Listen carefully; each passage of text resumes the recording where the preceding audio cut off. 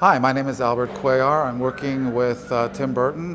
Now, I've worked with Tim since the early 90s. We started working on Ed Wood, and I've been working with him ever since. Just mostly whatever art piece, he's working on. We did a lot of pieces for the Polaroids that you'll see in the show. We took a trip out to Death Valley for 5 days with the giant Polaroid camera and just had an amazing time out there. Having that camera and being directed by someone like Tim was a total joy.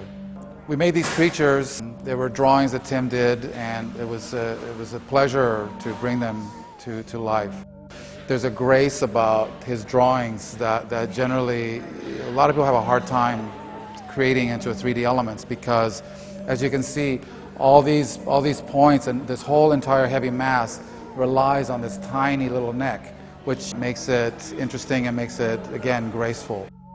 The wings are steel. The construction itself is a steel construction, and then it's covered with a type of plastic, and the larger pieces are foam, and the foam was actually placed onto the neck of this piece and then hollowed out by hand. And they're musical too.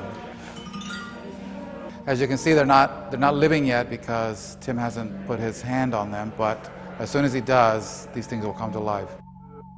We're also working on a piece that is going in the blacklight room.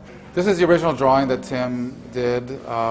It's just something really magical, and I thought this was just so important to have. And so Tim decided to make this in 3D because it is 4 feet by 6 feet, and it does need to hang on a very, very thin wire. So the problem was coming up with a solution for the 50 pounds of water. So what we did is we decided to put a plasma ball down instead, and it's a 16-inch plasma ball that hangs upside down, and the creatures are all hand carved from rigid foam. Everything is coated with plastic. There's fiberglass that creates a shell where all the components fall in. The motors aren't hooked up right now, but this piece will spin around. Underneath there will be the carousel, and there's 13 figures that rotate around, and beneath that is this plasma ball. The darkness will help define all those charges that come out of that gas. Blacklight has such a great festive carnival feeling, so I think people will enjoy that, and I certainly have enjoyed making all this stuff.